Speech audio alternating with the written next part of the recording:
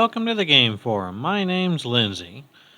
This time I'm going to be looking at an older Call of Duty game, Call of Duty World War II. The graphics in this game still hold up pretty well, especially when you take a look at the facial animations in this game. They were really well done. This game has three main components of it: the campaign, the multiplayer, and of course the zombie mode. Let's dive right into the campaign. First off, I really want to say this campaign is incredibly brutal and very graphic. You will definitely be put in situations where you'll see people's arms and legs blown off. It doesn't really try and sugarcoat anything. It really wants you to know that war is really brutal. You are going to get to know people and then get to watch them die in front of you. I really wish you'd spend a little bit more time with some of these people to have a stronger connection to them when they do die off.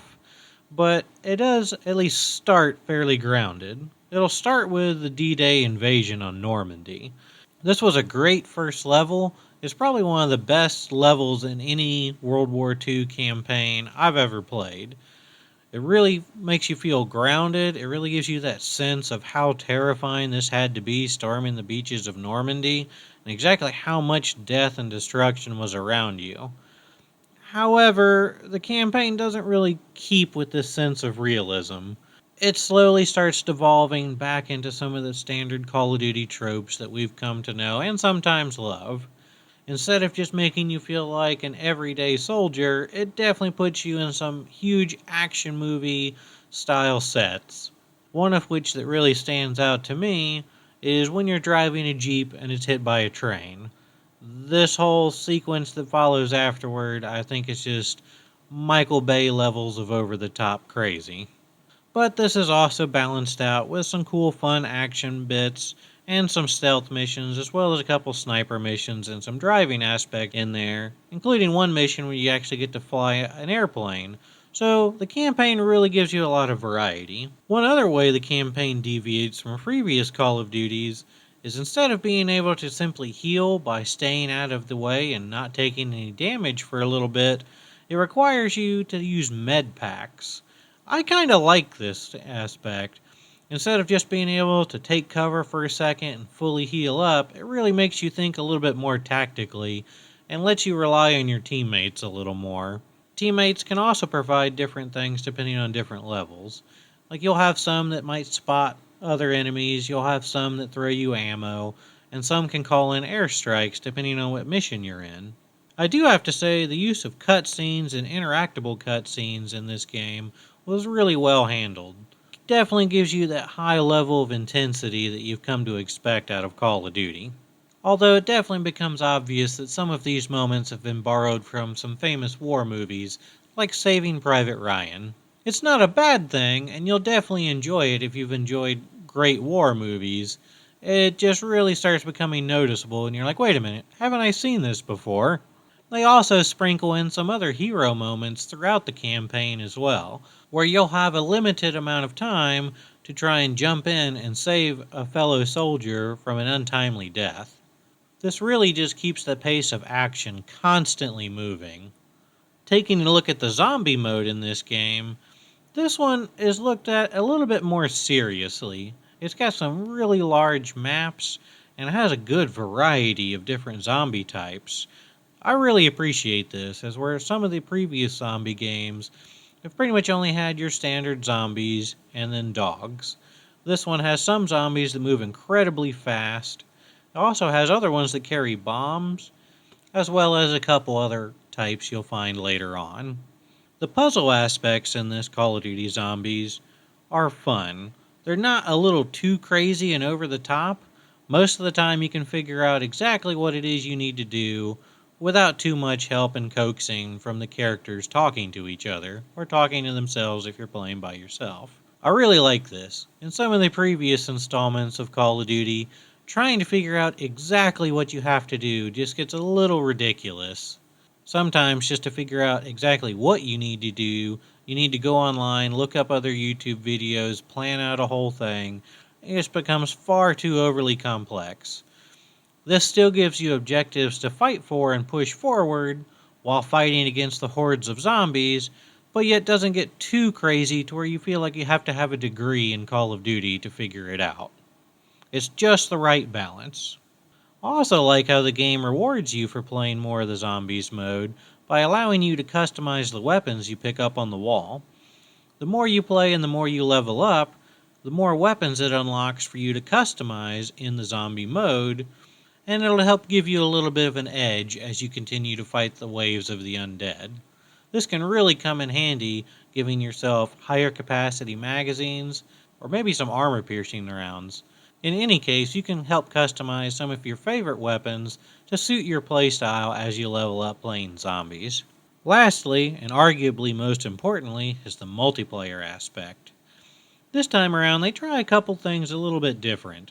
One of the main things to look at is the new Headquarters mode. This is very much a ripoff of Destiny. In this mode, you'll essentially be spawned into like a base camp on the side of a beach, and you'll get to walk around and see other players and interact with them, mainly by opening loot boxes, but we'll get to that in a second. There's also an area to test your weapons. I really like this mode, and I feel like every Call of Duty should have some way to test your weapons without having to go straight into combat. Some of the newer Call of Duties have done away with this, and I really wish it was something they'd bring back. It also has a small one-on-one versus area, and you can also pick up your daily orders here. I do like the aspect of daily orders. Sometimes they can give you experience, but more often than not, they give you unlockables and extra loot boxes. So looking more at the loot box mechanic in this game, typically I'm very against loot boxes. I don't really like it, it's a bad concept, and typically it's really overutilized to try and gouge players for money. However, I do like the ability to constantly earn loot boxes by completing daily challenges. And I played a good bit of Call of Duty World War II, and unlike some of the other games with loot boxes, I was able to unlock nearly everything I really wanted as far as cosmetics and customizations in this game, simply by playing and doing the daily challenges. So with that being said, I have to say it is pretty fair. There's not going to be anything in these loot boxes that gives you a competitive edge anyway. It's mainly all just cosmetic items, and even with that, just by playing the game and doing daily challenges, it gives you a lot of unlocks to be able to get the weapons and cosmetics you really want. Looking at the customization, there is a high level of customization in this game. There's different divisions you get to choose when forming your loadout. Each division will have a set of exclusive perks. You can use these to really help tailor your playstyle. For instance, the Airborne Division has a strong focus on SMG playstyle. You can select this division and really help hone in and make yourself more advantaged when using SMGs. This doesn't mean you're limited to SMGs, it just really helps give you that extra bit of oomph for your class. Going further into customization, this is one of the only Call of Duties as of recently that really lets you get in there and customize the appearance of your soldier. No longer will you simply be a generic soldier. Through unlocking different cosmetics and different events, you can really get in there and customize what your character looks like without going too out there and too crazy like in Fortnite. But it does help give you a unique touch. There's different outfits, some of which are division specific, lots of different helmet options, and face paints. There's also been continuous new events going on to add in new helmets, new face paints, and new outfits. And as far as I can remember, this is one of the first Call of Duties to have these new types of events going on to really keep you engaged in playing the game. This is one of the reasons why I played Call of Duty World War II so much. Every time I get finished with something, about a month later there was always a new event to try and get back in there and earn some new cool gear. This also included new variants on weapons and overall different aesthetics to different weapons. Even though they functioned exactly the same, they didn't change the stats on it, you could have a much cooler looking variant to really fit your playstyle and show off how much you've played. Taking a look at some of the maps in the game, many of them will start feeling a little bit too similar. Pretty much you're going to have a lot of bombed out areas, very destroyed cityscapes, maybe a little bit of fighting in a countryside, and there is one distinct one where you fight on a battleship. Overall, they all seem a little bit similar to Gray to me, but they're all fun maps. They're not particularly bad maps, they just are aesthetically a little too similar in my opinion. All your standard Call of Duty modes will be here. This includes your team deathmatch, domination, capture the flag, and all of those. One that is the standout mode for this game is the war mode. Now, this is definitely copied from one of the older Battlefield games, but it really shines right here. I love having the objective-based missions where it's easier to start off a mission and progress forward, and it gets harder and harder at each stage, while the enemy team is constantly trying to narrow your attack and push you back. I'm definitely more interested in the objective-based gameplay missions like Domination and Hardpoint, so to me, this was a great add-on and I really loved it. I just don't get into the team deathmatch playstyle as much, so I'd really like to see this return in a new installment of Call of Duty. Over the course of its lifespan, they've also added in a couple other fun party games, my favorite of which is Prop Hunt. I've had so much fun playing this game, especially with friends, trying to hide in crazy locations and sneak by people. This again is another mode I really wish would see a comeback in future Call of Duties. It was just too much fun. There's definitely a wide variety of weapons for any type of playstyle. And even though it didn't start off with very good balancing, it ended up finally getting into a good groove where everything started feeling like it felt about like how it should for combat. Overall, I really liked this Call of Duty. It's probably one of my more recent favorite Call of Duties. Does it make my top Call of Duty of all time? No, but it definitely feels more balanced than most. The campaign was fun, definitely brutal and graphic, but gave a fun sense of adventure as you're going through and a wide variety of things to play through, although it definitely loses its touch with reality as the campaign goes on. I really wish it had stayed a little bit more grounded. I do like the health pack system and them leaving the health regen. It really gives you a higher level of intensity throughout the campaign, as well as some of the hero moments. The zombies mode is definitely more grounded and more serious than some of the other ones in the entries, and I feel like it has better puzzles. A little bit more simple, a little bit easier to figure out, and doesn't require you to have a PhD in Call of Duty to try and figure out what you need to do next.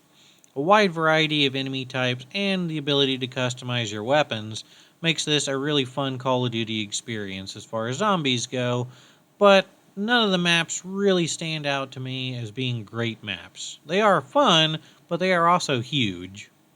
And lastly, taking a look at the multiplayer, the headquarters doesn't really add a whole lot, but I do like the ability to test your weapons.